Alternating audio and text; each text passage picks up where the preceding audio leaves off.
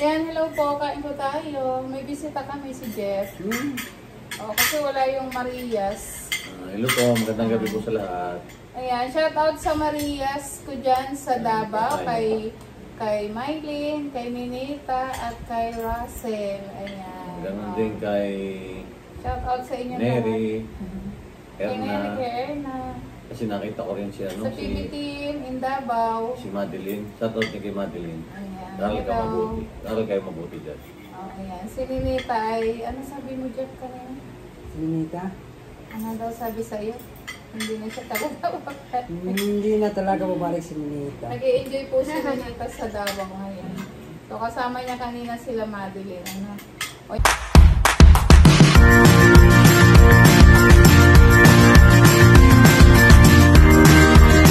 Sige na, let us pray. Sige na daw.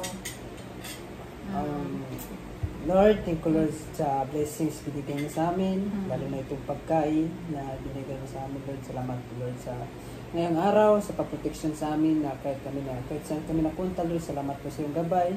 Bigyan kami ng lakas at saka in Jesus' name. Amen.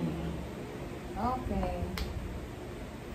Let's eat po. Ayan. Ang ulam namin ay pizza. Ano Ginisang kamatis. Ayan, nagpisa ako ng maya-maya. Wow, ang sarap. Oo, yan. Nakain ka ba yan yung may luya? Hindi daw nakain si Luya, Jipoy tanglad. na. Alam ko, ano yan? Hindi, sili yun. Gusto mo may sili? Ay, gusto pala niya may sili. Ito, maanghang man yan. Ayan, lagay mo dyan sa sabaw. Paborito mo pala yung sili? Kala ko kasi hindi ka nagsisili. Maanghang? Maanghang? Oo, yan. Parang si Russell, mahilig sa sili. Itanin ka sili doon sa inyo? O yan, ito aming ulam. May pechay, may repolyo, pinisang, maya-maya. Galing pa sa Mindoro yan, yung isda na yan. Ay, maya-maya. Wow! Kaya ito tayo. Luto niya yung ano na yan. Ayan. Luto ni Nia. Luto niya. Hindi daw. Hindi si Kuya Jeff ang nagluto. Jeff, o. Pakanin. Mario lang po nandito, walang Marias. Iba nilang araw na lang, babalik north sila. Ilang tao sa amin. Ilang ano na lang. Ang bilis, 2 weeks. Malayo pa? Ang bilis lang na. Mga 2 weeks, wala na eh. Si Russell lang, susunduin na ng 10. Anong pecha na ngayon? 6. Ano na? 6. 6 na. Aba, ay Diyos ko, ilang araw na lang pala ilalagay na Russell. Pero Parang 6 na pala. Yan, pero kutsara sabay-sabay mo. sila pupunta sa Ang kutsara.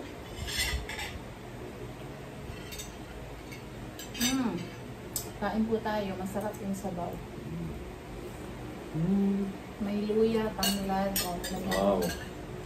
Ano ko nga isda. Tsaka gulay. Kailangan mo maggulay.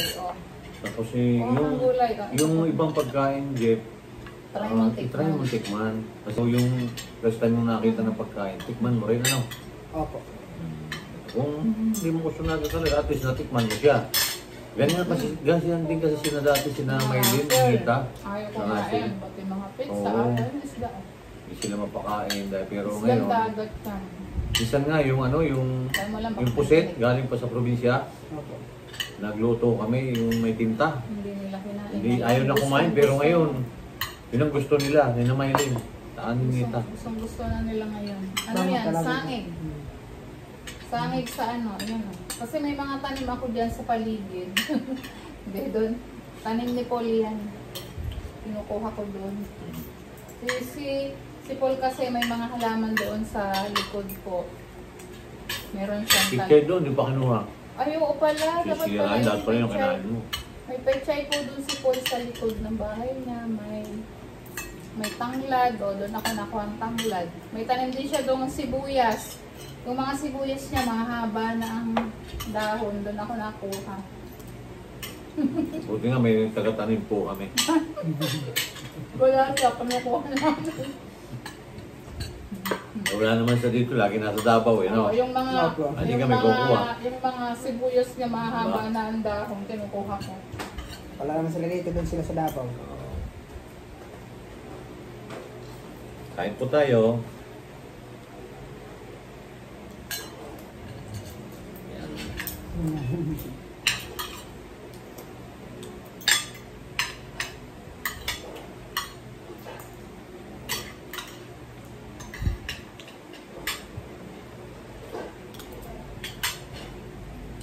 Tahimik si Nia eh. Wala yung kanyang mga kakusay. Sarap ng repolyo. Sarap. Nangyari po niya. Siya eh. Ayun, pulyo. Repolyo pizza. Kain ka, Jeff. Ako gusto ko kasi itong kaning lamig. Pwede.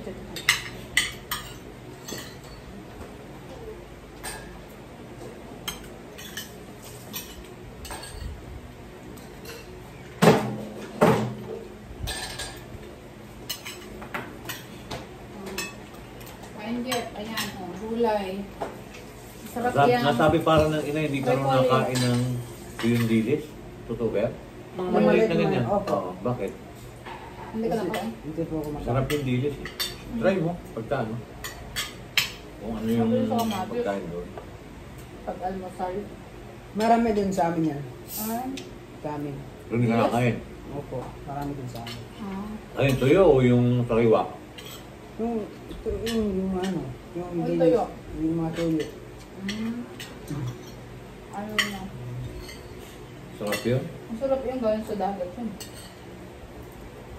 Ako, hindi ako masyado doon kasi nasa pa ako doon.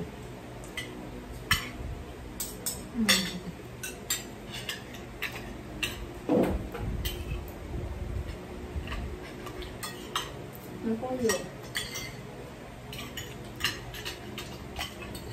Kain pala dito.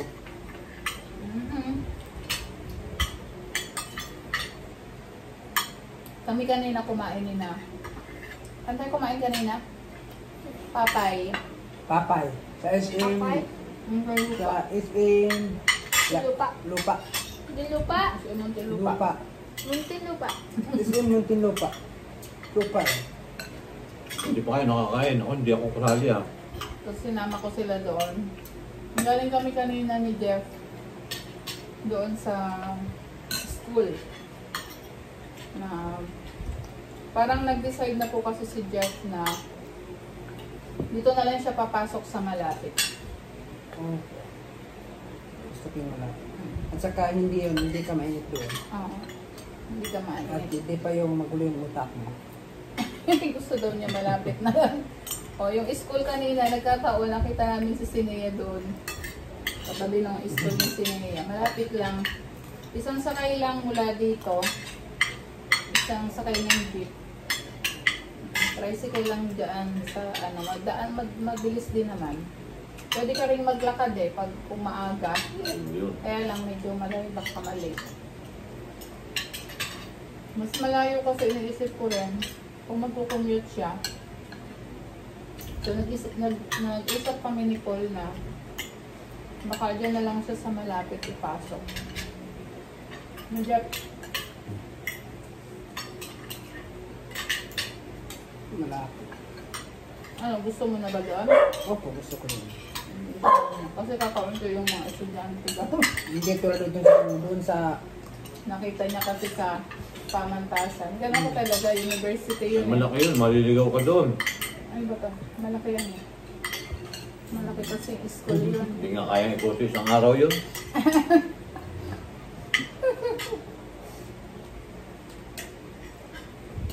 Kaya lang, dyan sa papasukan mo, walang mga puno-puno. Doon may mga puno-puno.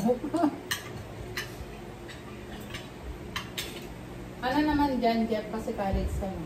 Pag yung halimbawa, walang pasok, asynchronous kayo, ganun. Parang pinasinay.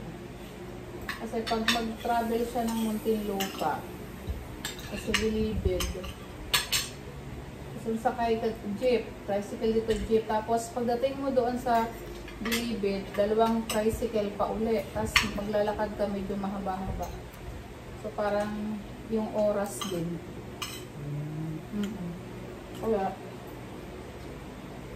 pinamili ko po siya. Wala, gano'n naman eh, para may pagpilian siya. maraming yung mga kapansanan doon. Pero August pa naman pala ang pasokan ng college, kaya Hintayin po natin, malay nyo. Makapag-study. Ikaw magbabuka isip mo. Pero nagustuhan niya yung pinuntahan natin. Ano? Ang maganda doon kasi Jeff, makaka-adult ka ng eskwela din. Yung first year mo 100%. Ngayon, pag na-maintain mo yung grade mo, ang sabi sa akin 75-60% ng tuition fee. Maano ka. Pero kung ma-maintain mo daw yung grade mo, hanggang scholar ka, o ayun mo doon.